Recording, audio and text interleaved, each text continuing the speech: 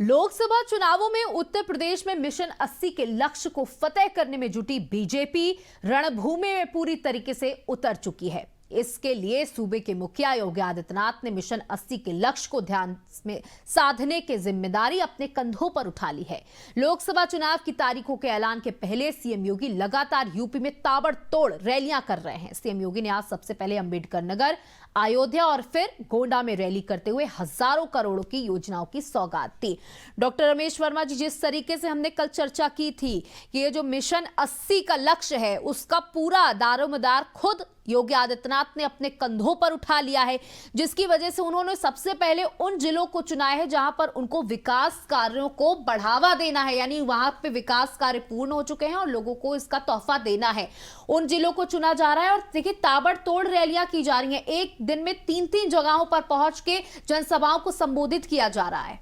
योगी आदित्यनाथ प्रदेश के मुख्यमंत्री हैं और उनकी पहली और नैतिक जिम्मेदारी है कि प्रदेश की जो 80 सीटें हैं वो सबको मिलें, और इसके लिए ज़रूरी भी है कि जो 80 सीटें मिलेंगी उसका जो पूरा श्रेय भी योगी आदित्यनाथ को मिलेगा, और इससे योगी आदित्यनाथ का भी टेस्ट होगा। बिल्कुल, कि आखिर उन्होंने अपने राज्य को जो चला रहे हैं, ठीक है, सारे लोग इसकी तारीफ भी कर रहे हैं, लेकिन वास्तव में ज़मीनी हकीकत क्या है जी।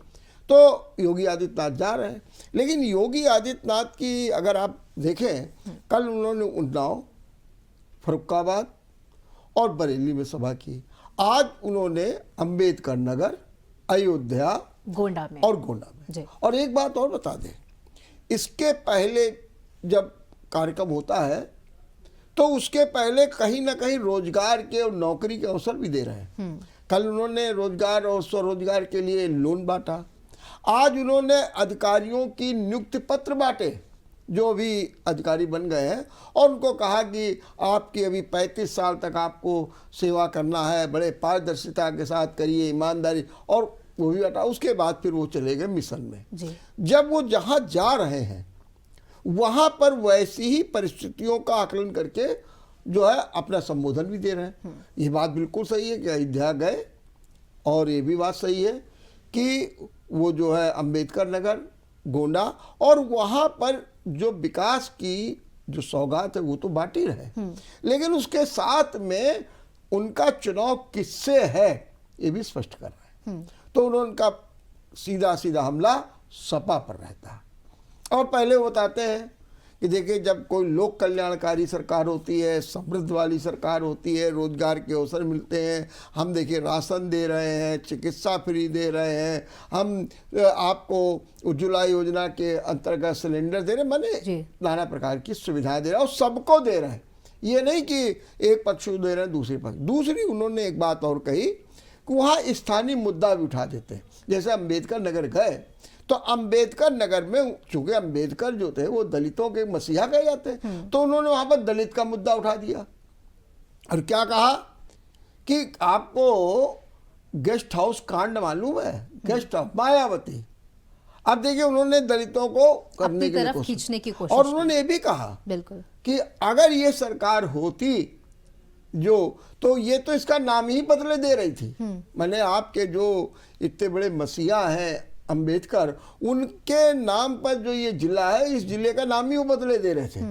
तो एक और दूसरा उन्होंने क्या कहा, वहाँ जब वो अयोध्या में जाते हैं तो कहते हैं कि क्या आप कल्पना करते हैं कि अगर सपा सरकार होती तो क्या ये मंदिर इतना भव्य है वो बन पाता। लेकिन इस बार जो एक अलग तस्वीर देखने को मिल रही है, पिछली बार के चुनावों में हिंदू मुस्लिम को बहुत ज्यादा, जिस योगी आदित्यनाथ ने साफ तौर पर कहा है कि हमें इतने परसेंटेज पर फोकस करना, उन्होंने मुस्लिमों को बिल्कुल हटा दिया था। लेकिन इस बार जब हम देख रहे हैं तो रैलियों में इस तरीके का कोई जिक्र नहीं हो रहा है, तो इससे ये माना जाए कि मुस्लिमों को अपनी तरफ खींचने का इस बार पूरा प्रयास किया जा रहा है। देखिए अगर ये ऐसा न करते तो इन्होंने जो अपना अभियान चलाया पसमानदा का, उसके पीछे क्या धारणा? हाँ वो करेंगे, ऐसा नहीं कि योगी आदित्यनाथ नहीं करेंगे, क्योंकि वो अपना स्टैंड क्लियर करेंगे। अगर कहीं कोई तुष्टीकरण की बात आएगी तो फिर वो हमला बोल देंगे, और जहां तुष्टीकरण की बात नहीं आएगी तो सहज रूप में बात करेंगे। और उन्होंने बताया कि सपा कौन है, कहीं चाचा भतीजे जंग चल रही है। सपा कौन है कि जब नौकरी निकलती थी तो वसूली करने के लिए चाचा भतीजे चल देते थे। परिवारवाद पर कटाक्ष। परिवारवाद पे कटाक्ष ये कर रहे हैं। लेकिन अभी उन्होंने हाँ ये भी कहा, अगर यूँ देखें तो परोक्ष माफिया को नहीं बख्शेंगे। उन्होंने ये भी कहा कि जो पेपर लीक कर रहे हैं, युवाओं के साथ खिलवाड़ कर रहे हैं, उनको भी नहीं बख्शेंगे। बिल्कुल।